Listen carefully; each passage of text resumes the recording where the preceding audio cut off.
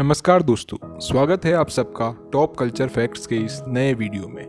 आज के इस वीडियो में हम बात करने वाले हैं महाभारत के एक ऐसे पात्र जिसके बारे में हम सबको अत्यधिक रुचि है व जिज्ञासा है कि हम उनके जीवन के बारे में अधिक से अधिक जानकारी प्राप्त करें। महाभारत काल का एक व्यक्ति जिसके बारे में यह माना जाता है कि वह आज भी जिंदा है, इस व्यक्ति का नाम है अश्वत्थामा।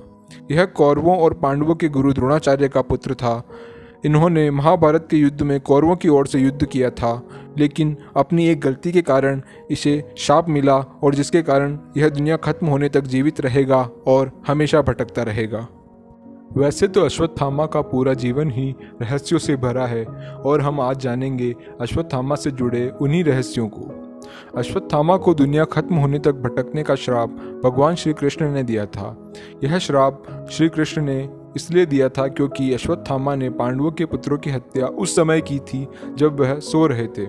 अश्वत्थामा ने ब्रह्मास्त्र से उत्तरा के गर्भ को नष्ट करने का भी प्रयास किया था और इसी से क्रोधित होकर भगवान श्री कृष्ण ने अश्वत्थामा को भयानक श्राप दिया था। दरअसल महाभारत के युद्ध में द्रोणाचार्य का वध करने के लिए पांडवों ने झूठी अफवाह फैला दी थी कि अश्वत्थामा मर चुका है। इससे द्रोणाचार्य शोक में डूब गए और पांडवों ने मौका देखकर द्रोणाचार्य का वध कर दिया। अपने पिता की छल से हुई हत्या का बदला लेने के लिए अश्वत्थामा ने पांडव पुत्रों की हत्या की थी।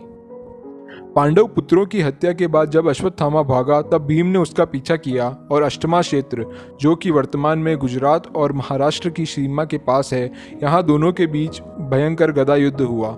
यहाँ भीम की गदा जमीन से टकराने के कारण एक कुंड बन गया है। पास में ही अश्वत्थामा कुंड भी है। यहाँ लोग मानते हैं कि आज भी रात के समय अश्वत्थामा मार्ग से भटके हुए लोगों को रास्ता दिखाता है। अश्वत्थामा के सर पर जन्म से ही एक मणि मौजूद थी। द्रौपदी ने अर्जुन की प्रार्थना पर गुरुपुत्र को प्राण दान दे दिया था, लेकिन सजा के तौर पर मणि को छीन लिया और उसके बाल काट लिए थे। उन दिनों बाल काट लेने का मतलब था मृत्युदंड। महाभारत युद्ध समाप्त होने के बाद कौरवों की ओर से सिर्फ 3 योद्धा बचे थे, कृप, कृतवर्मा और अश्वत्थामा। कृप हस्तिनापुर चले गए, कृतवर्मा द्वारिका, और श्राप से दुखी होकर अश्वत्थामा को व्यास मुनि ने शरण दिया था। मध्य प्रदेश, उड़ीसा और उत्तराखंड के वनों में आज भी अश्वत्थामा को देखे जाने की चर्चाएं रहती है।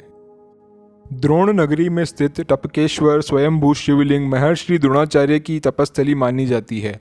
यहीं गरीबी के कारण दूध नहीं मिलने पर अश्वत्थामा ने भगवान से दूध प्राप्ति के लिए कठोर तपस्या की थी।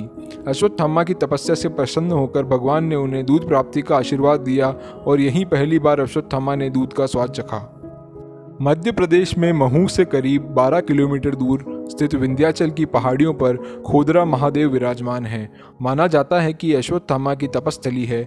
ऐसी मान्यता है कि आज भी अश्वत्थामा यहाँ आते हैं। साथ ही मध्य प्रदेश के असीरगढ़ के किले में एक प्राचीन शिव मंदिर है। भगवान शिव के इस मंदिर में हर दिन कौन गुलाल और फूल अर्पित करके चला जाता है, यह एक रहस्य है। ऐसी मान्यता है कि इस मंदिर तक आने का एक गुप्त रास्ता है जिससे अश्वत्थामा यहाँ आकर शिव जी की पूजा करता है।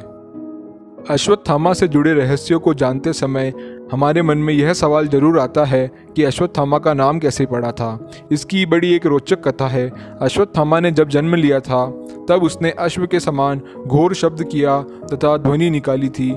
इसी के बाद आकाशवाणी हुई कि यह बालक अश्वत्थामा के नाम से प्रसिद्ध होगा। यह थे अश्वत्थामा के जीवन से जुड़े कुछ रहस्य। हम आशा करते हैं कि आपको यह वीडियो ज़रूर पसंद आई होगी और हम आगे भी आपके लिए इसी प्रकार नई नई वीडियोज़ लेकर आया करेंगे।